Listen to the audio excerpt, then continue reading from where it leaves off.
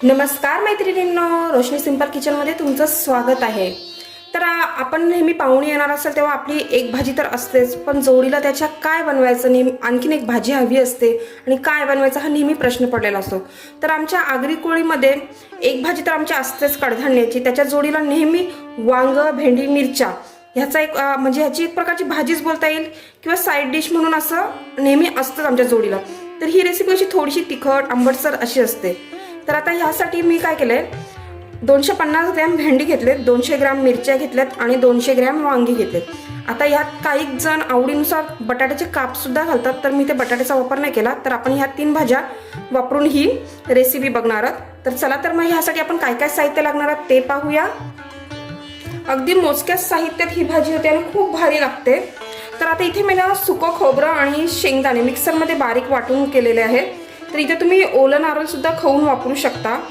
इथे कढीपत्त्याची पाने घेतलेत, हा कांदा मी पातळ स्लाइस करून घेतलेत, टोमॅटोचे सुद्धा मी स्लाइस करून घेतले, कोथिंबीर लागणार आहे, आपल्याला लसूण लागणार आहे, त्याचप्रमाणे फोडणीसाठी मोहरी, मीठ आणि हळद लागणार आहे। चला तर मग आता आपण आपली भाजी कशी कापायची ते मी दाखवणार आहे। सर्वात प्रथम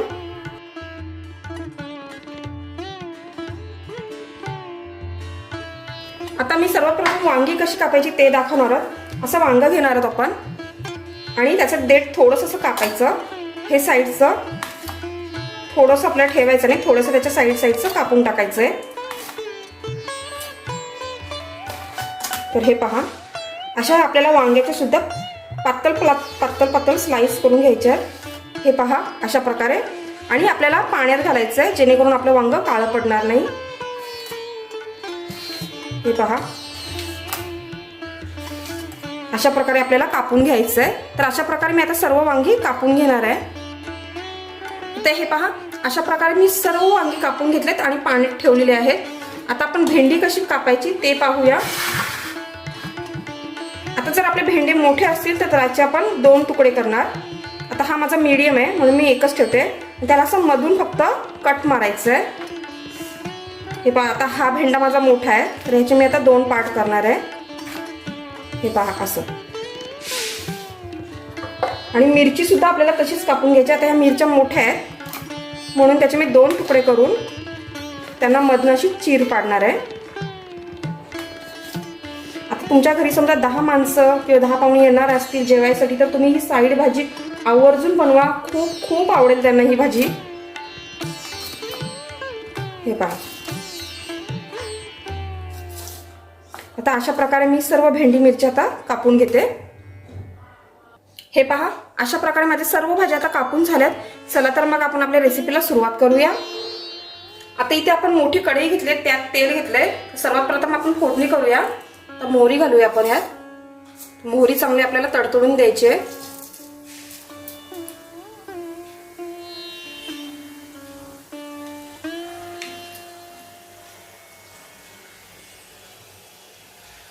आपली मोहरी तडतडली, आता आपण थोडं हिंग घालूया। त्यानंतर आपण आपला पातळ केलेला कांदा घालूया। कढीपत्त्याची पाने सुद्धा मी घालते आता, आणि कांदा आपल्याला गुलाबी रंगावरती व्यवस्थित परतून घ्यायचा आहे।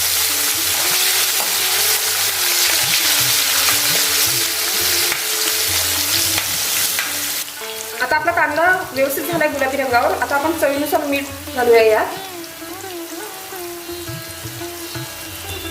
त्यानंतर आपण इथे कोणत्याही मसाल्याचा वापर करत नाही, फक्त आपण हळदीवरती ही भाजी बनवणार आहोत। आता व्यवस्थित हळद मिक्स करून घेऊया। आता आपलं मिक्स करून झालेलं आहे।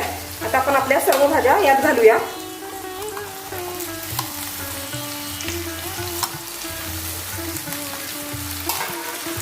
वांगी घालूया,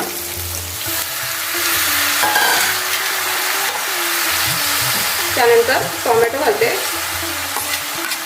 आणि ठेचलेलं लसूण मी आता घालणार आहे। तर मी फोडणीत घातला होता ठेचलेला लसूण, तर ती मी आता वरून घालणार आहे। आणि आता सर्व मिक्स करून घेऊया व्यवस्थित। आता यात आपल्याला पाण्याचा वापर अजिबात करायचा नाहीये, कारण टोमॅटोला तर पाणी सुटणार आहे आणि वाफेवरतीच ही भाजी आपण शिजवून देणार आहोत व्यवस्थित।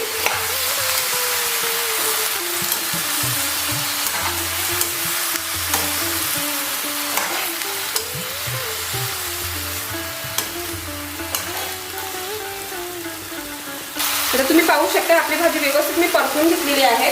आता आपल्याला ही भाजी ना मंद आचेवरती व्यवस्थित झाकण देऊन 10 ते 15 मिनिटं मी व्यवस्थित शिजून देणार आहे. अधेमध्ये मी व्यवस्थित घाटलून सुद्धा घेणार आहे. तर आता आपण 10 ते 15 मिनिटं शिजायची वाट पाहूया. तर 10 मिनिटं झालेली आहे. तर आता पाहूया आपण आपली भाजी. तर तुम्ही पाहू शकता जेव्हा आपण कढईत घातली होती तेव्हा अगदी कढई फुल भरली होती आणि आता ती मावळली आहे. तर आता आपण जे शेंगदाणे आणि खोबरं आपण आता ते भाजून वगैरे काय घेतलं नव्हतं म्हणून ते आता घालणार आहोत आपण. तर आता आपली भाजी पूर्णपणे शिजलेली नाहीये, अर्धीच शिजले. तर सर्व मिक्स करून घेऊया आपण हे. आता तुम्ही पाहू शकताय बघा टोमॅटोच्या याच्यावरतीच ते पाण्यावरतीच ही भाजी व्यवस्थित शिजले.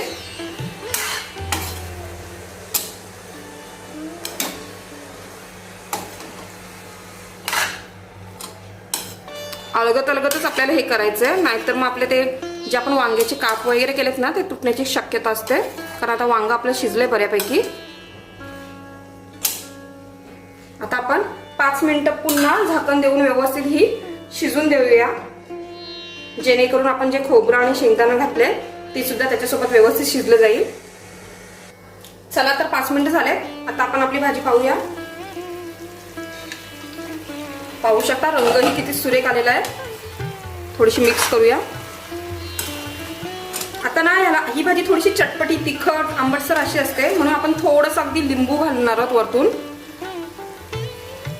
तर जास्त पण नाही आपल्याला करायचं कारण आपण टोमॅटो पण घातलाय अख्खा. आणि आता मिक्स करून घेऊया हे सर्व.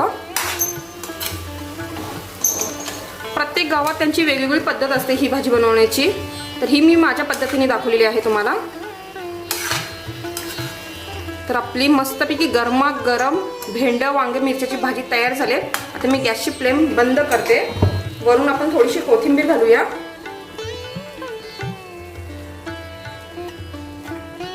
तर तुम्ही पाहू शकता आपली गरमागरम भाजी. तर हिला आपण साईड भाजी सुद्धा बोलू शकतो. तर मैत्रिणींनो, तुम्हाला माझी ही रेसिपी आवडली असेल तर नक्की लाईक करा, शेअर करा आणि कमेंट करा.